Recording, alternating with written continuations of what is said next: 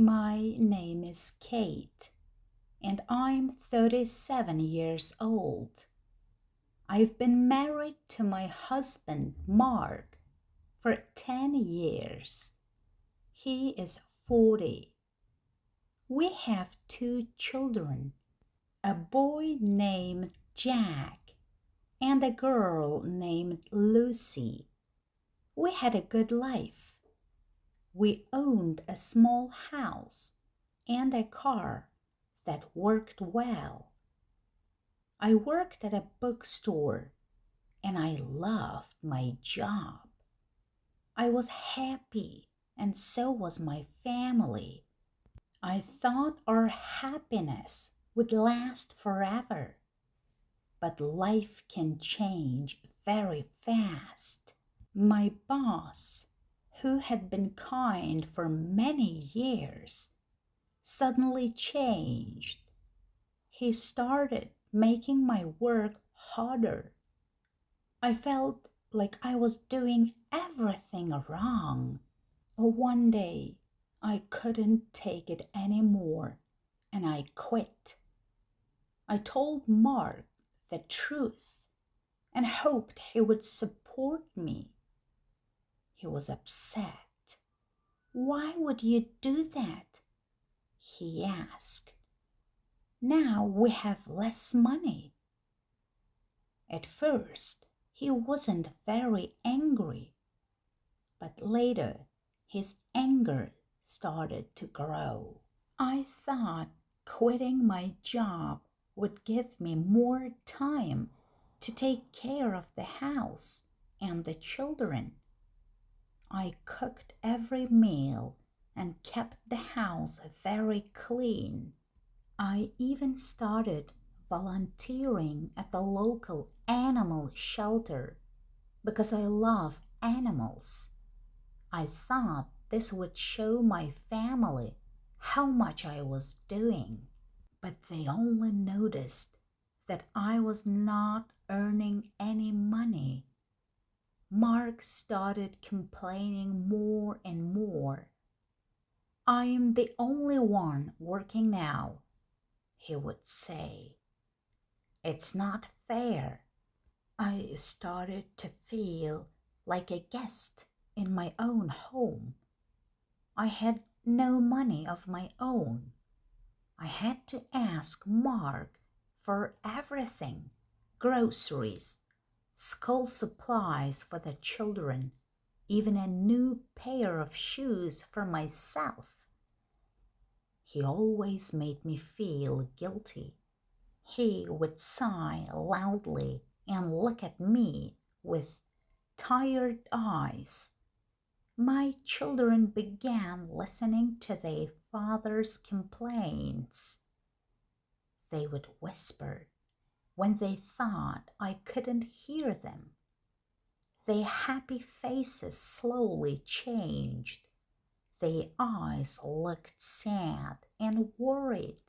One evening, after the children were in bed, I sat alone in the living room.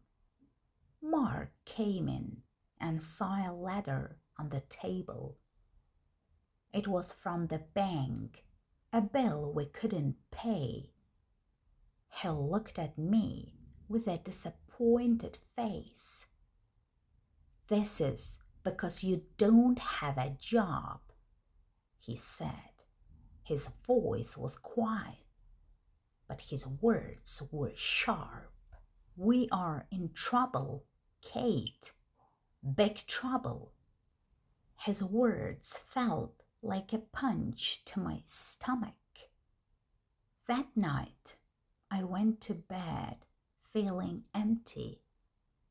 I felt like I had lost my place in the family.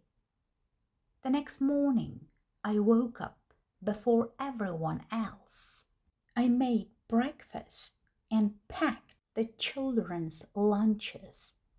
Then I went to our bedroom, the one I had shared with Mark. I looked at our pictures on the wall. We were smiling in all of them, but I couldn't remember the last time I had smiled like that. At that moment, I knew I had to make a change. I couldn't live like this anymore. I wanted to feel strong again for myself and for my children. I started looking for a job online.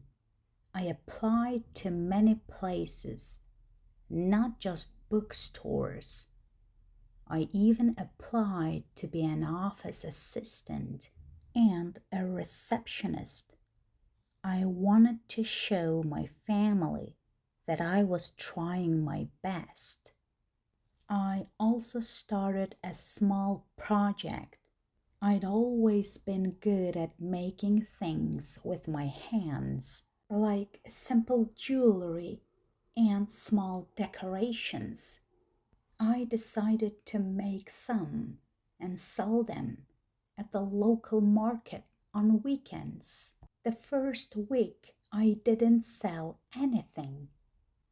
The second week, I sold a few pieces. It wasn't much, but it was my own money, and that felt really good. The children were surprised when I showed them the money. Jack said, "Mom, you made this all by yourself." I nodded, and a small smile appeared on his face. Lucy gave me a big hug. That night, Mark saw the money I had earned. He didn't say much, but for the first time in a long while, he didn't complain about money. I knew this was just the beginning, but it gave me hope. A week later, I got a phone call. It was from a bookstore, a bigger one in the city. They wanted to hire me. I was so happy. I almost cried. I told Mark the news, and he gave me a hug. "I knew you could do it," he said. I could see he was proud of me. I started my new job. It was hard at first, but I loved it. I had my own money again. I could buy new clothes for the children and even get a new dress for myself without asking for permission. Slowly, things started to change. Mark was kinder. The children were happier. I felt like I belonged again.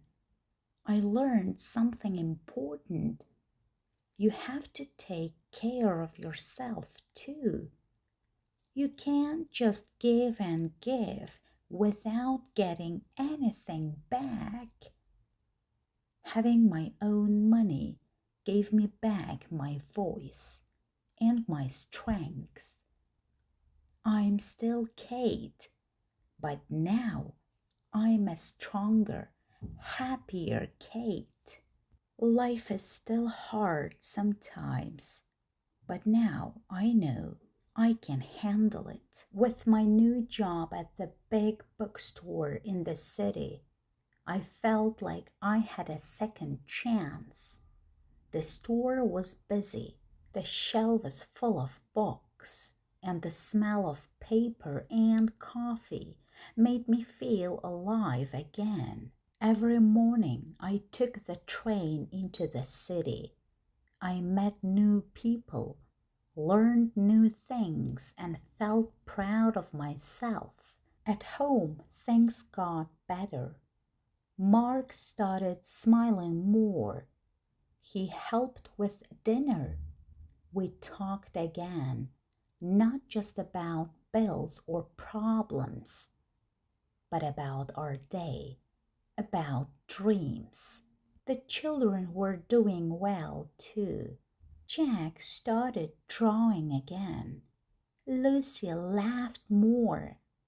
our house began to feel warm again. I no longer felt like a guest in my own life. I had a voice, a purpose. I wasn't just a wife or a mother. I was Kate, a woman who had fallen but stood up again. Life still had its hard days, but I had changed. I was stronger, braver, and ready for whatever came next. And most of all, I was proud of myself.